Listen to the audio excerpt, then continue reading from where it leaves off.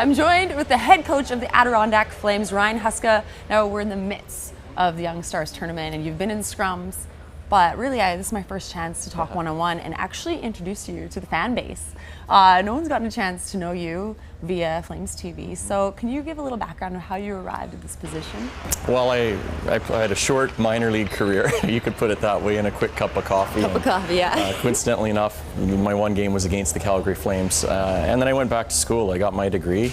I started coaching part-time in Kelowna, which eventually turned into 12 years later, and then thankfully I had this opportunity, and I'm real excited that it kind of has come to be, and I've really enjoyed my time so far.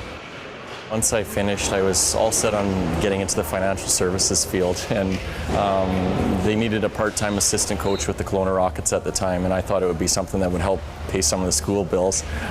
So I thought it would be fun to stay around, and once I got back into it, you realize hockey's in your blood and it's something that you want to do, and thankfully I had 12 unbelievable years in Kelowna, and things worked out really well there that allowed me this opportunity that I have now. So you try and get out of the game, but sometimes the game can't get out of you. Yeah, no, that's it exactly. It's got a way of pulling you back in. I think anybody that has a passion for something, it doesn't leave you, no matter what the situation is, and that's the way I feel about hockey. All right, now your coaching style and your coaching techniques. People are familiar with Bob Hartley's, of course, but what about yours? What kind of coach would you say you are? It's hard to brand yourself nowadays, I think. Everybody talks about, are you a player's coach, are you a harder coach? I try to treat people the way I'd like to be treated. That's something that's always been kind of important for me. It's okay to be hard. I try to be fair with the players, and I try to make sure they know what I'm looking for, so they're never guessing, and I think over my time in junior, I think the players have appreciated that, and that's the way I'm planning on continuing. I think if you're fair and players know what's expected out of them, so there's no gray, then they'll come and they'll play hard for you if you treat them the right way. Going into, this tournament and camp, what players were you familiar with, and what players are you getting to know now?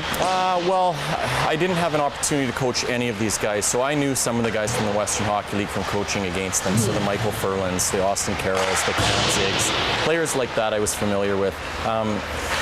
You have a good idea when you look at the roster of prospects as to who you may see, and of course you look up some names and you talk to some friends that you have about certain people, but in regards to me knowing anybody personally or having a chance to coach these guys, Michael Furlan was the only one, and that was for one quick subway game in the Western Hockey League. Working with Bob Hartley, you really are that stepping stone to pass these players, hopefully, who will be ready to play in the NHL. How has that relationship been with you and Bob together in systems? It's been really good.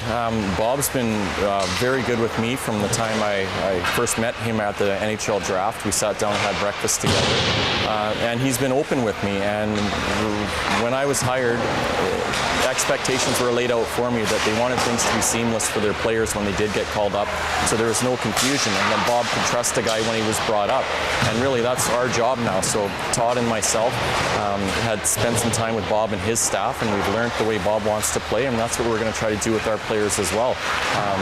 A lot of the things that he believes in are the same things that Todd and I believe in, which makes things easier as well. All right, now, Glens Falls. You all settled in there yet, or what? It's a great little town. Yeah. It's similar to what we have around here in the Okanagan. There's Winfield or Lake Country. It's very similar. There's a lot of lakes, there's a lot of trees, there's a lot of bugs, I can tell you that much. But my family is settled now. My kids are in school and they're enjoying it right now. So I'm looking forward to getting back there once this is done and trying to make a life for ourselves in New York. Well, thank you to Ryan Huska. We'll be following you throughout the season. Thank you very much. I'm looking forward to it.